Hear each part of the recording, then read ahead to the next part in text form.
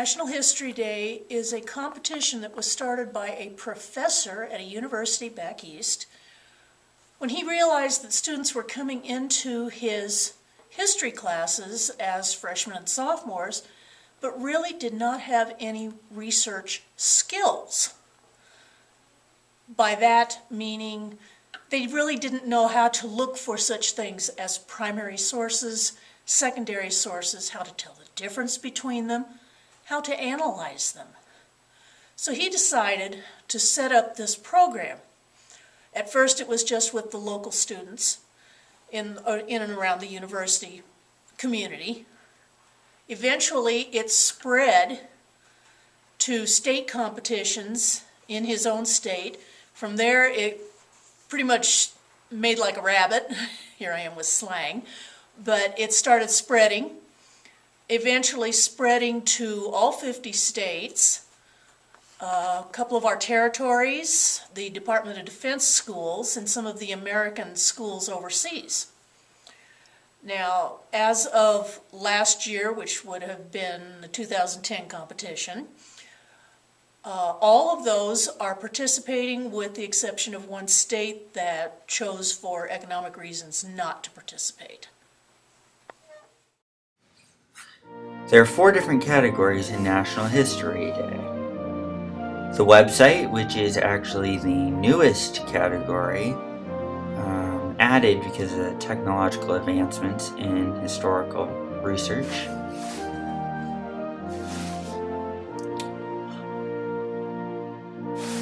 There's the documentary, which actually has to be 10 minutes long, and as its name suggests, it is actually like a historical documentary.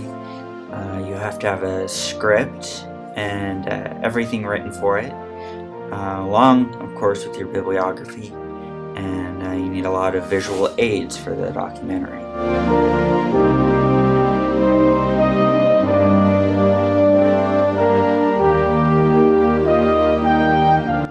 There's the exhibit, which is just like a display board, like a science fair project.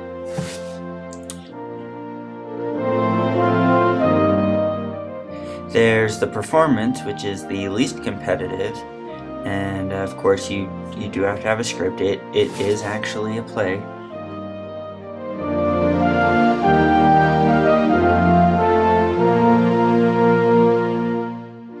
The last category, and the hardest, is the paper category. It is the longest. It is graded like an actual college paper. The judges are a lot rougher with the paper than anything else, and most teachers suggest that their students not do a paper.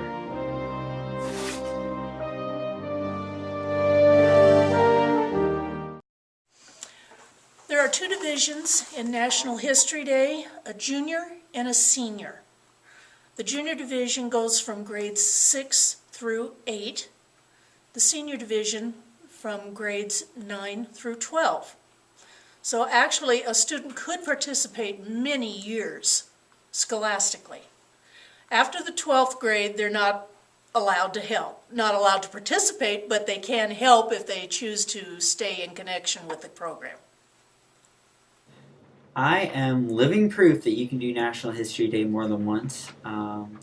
I did it both my sophomore and junior year, and advanced to the national competition both times. So it was definitely a good experience, and I'm actually doing it again this year. For the last 2 years, we have had enough students involved in History Day competition that we actually needed to do a bit of sorting before our regional competition. So we now have what we call an in-house competition. It will be between my classes and Mr. Sloat's classes in this case.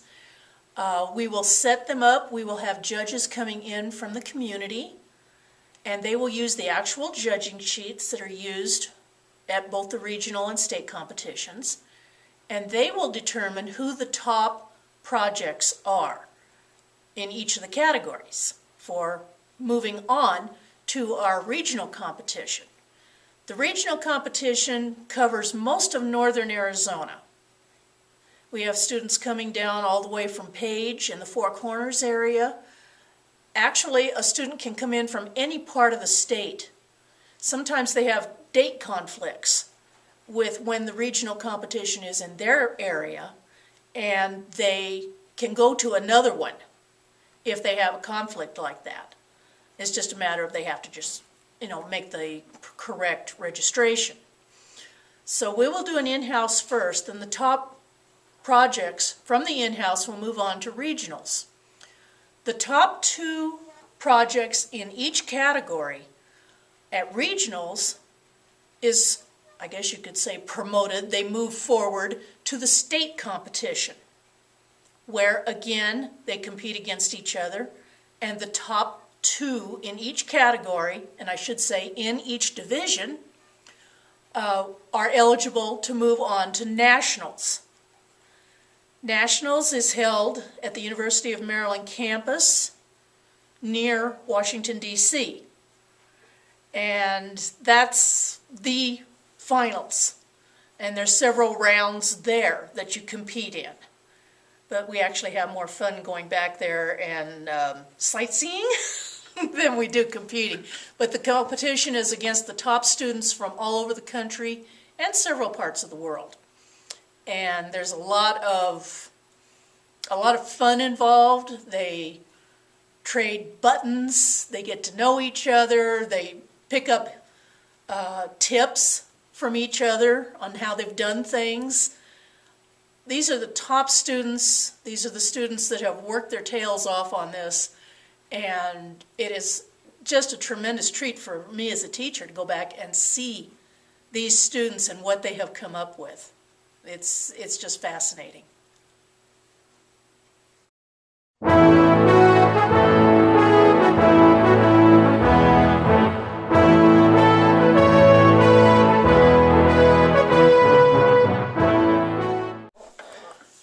Okay, bibliographies. The bibliography for most of the students is either the most fun or the biggest pain, depending on how they look at it.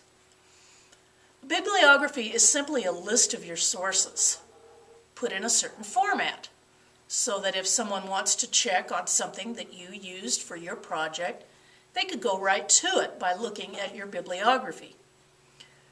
Now, a big part of the bibliography for this competition is called the annotation. And it's a big word that's kind of frightening to students, but it shouldn't be. All it means is a note. You're putting in a few sentences, depending on what it is. You will put in exactly what your source gave you that was useful for your project. You just make a note about it. It's very simple. Once students get the hang of it, it's not that bad, but it frightens them at first, and it shouldn't. It's like taking a note out of a book.